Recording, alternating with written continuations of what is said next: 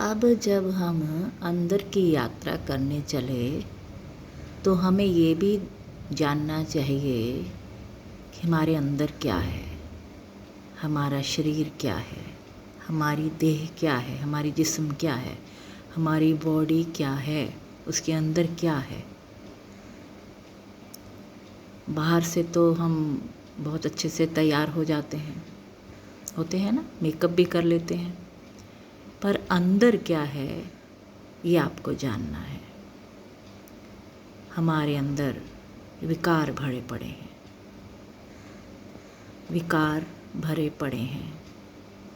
काम, क्रोध, लोभ, मोह और अहम, ये ऐसे शैतान हैवान हमारे अंदर बैठे हैं, हमें ऐसे घेर के ये बैठे हैं कि हमारा उत्थान नहीं चाहते। ये नहीं चाहते कि हम प्रभु को प्राप्त करें, हम अपनी मोक्ष की प्राप्ति करें।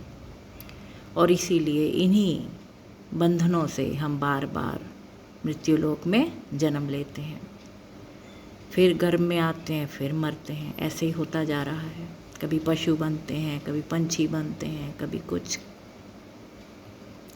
84 लाख जूनियों में भटकते हैं। और क्या है हमारे शरीर के अंदर? हमारे शरीर के अंदर दुख और रोग हैं। ये रोगों का घर है। ये शरीर दुखों और रोगों का घर है। हमारे अंदर बहुत सी आशाएं हैं, तृष्णाएं हैं, चिंताएं हैं, और ये आशाएं, चिंताएं और तृष्णाएं समझ लीजिए चुड़ैलें हैं जो हमारे घर, इसके शरीर रूपी घर के अंदर बैठी रहती हैं, जिसमें बैठी रहती हैं। ये आपको तंग करती रहती हैं जीवन भर। तो 5 ज्ञान इंद्रिय और 11 कर्म इंद्रिय इस शरीर रूपी देह में हैं। तो हमारे शरीर में 5 जो ज्ञान इंद्रिय हैं वे है आँख, कान, नाक, जीभ, जेवा और त्वचा, हमारा स्पर्श। तो अब आँखों से हम क्या देख रहे हैं? अब आप बताइए, आँखों से आप क्या देख रहे हैं? क्योंकि यही इंद्रियां हमारे पतन का कारण है। यही इंद्रियां जो हैं हमारी एनर्जी लेवल को, हमारी शक्ति जो हमारे प्रभु ने हमें अंदर दी है, उस शक्ति को छीन करती हैं, ख़त्म करती हैं। तो हाँ, ये आँखों से हम क्या देखते हैं? आँखों से हम झूठा संसार देख रहे हैं। सारा दिन आँखों से हम इस झूठी माया की दुनिया, टीवी को देखना, मूवीज़ को देखना, अश्लील चित्र देखने और वगैरह वगैरह। पर देखना क्या चाहिए? हमें आँखों से प्रभु को देखना चाहिए। प्रभु की मूर्ति हो, प्रभु का चित्र हो, प्रभु को अपने आँखों में बसाना चाहिए। इन नेत्रों से हमें प्रभु देखने को मिलना चाहिए। हम प्रभु का चिंतन इन आँखों के द्वारा करें। कान, सारा दिन कान क्या सुनते हैं? दूसरों की बातें, निंदा, चुगलियाँ, और जो हम बॉलीवुड, हॉलीवुड के गाने सुनते रहते हैं, हमें बहुत अच्छे लगते हैं, है ना? तो कान भी हमारे जो हैं, ये इंद्री हमें आगे बढ़ने नहीं देती, क्योंकि हम सारा दिन कानों के द्वारा अपने मन में गंदे विचार धारण करते हैं। तो कानों को क्या सुनना चाहिए? प्रभु का नाम, प्रभु का मंत्र, प्रभु का जाप। कान के द्वारा प्रभु की कथा, प्रभु की कोई बात सुननी चाहिए।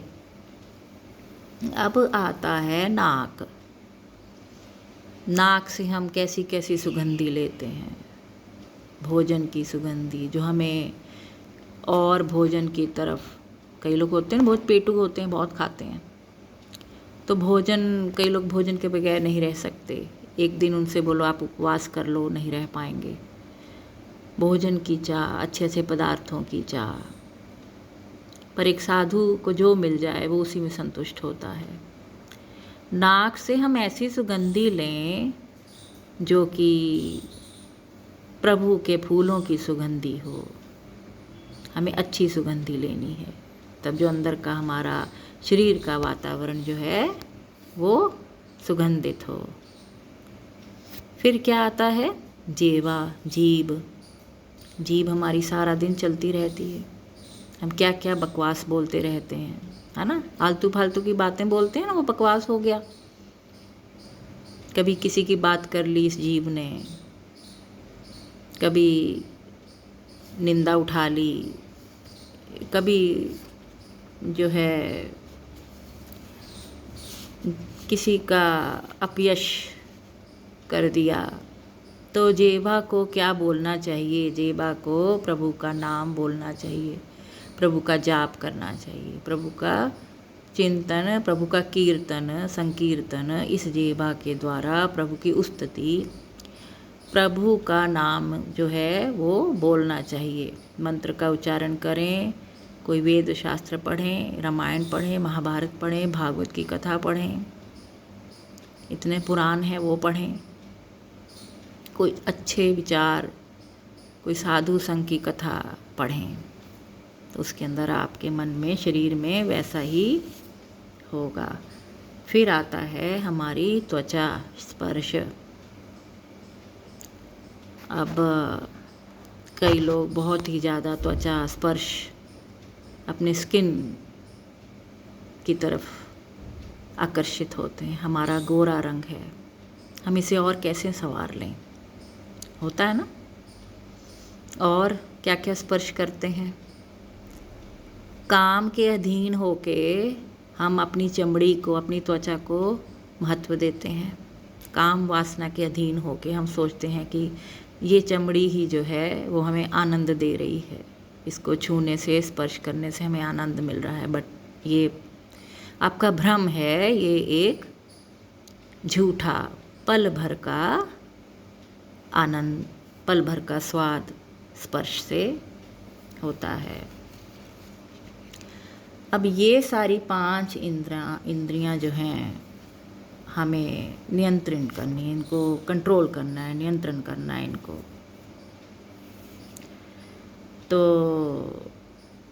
अंदर की यात्रा से पहले अपने शरीर के एनर्जी लेवल्स जो होते हैं उनको जब हम एनर्जी को एनर्जाइज करेंगे और शक्तिशाली करेंगे, तो ये इंद्रियों को कंट्रोल में करना बहुत ज़रूरी है, क्योंकि ये इंद्रियां जो हैं वो हमें आगे बढ़ने नहीं देती।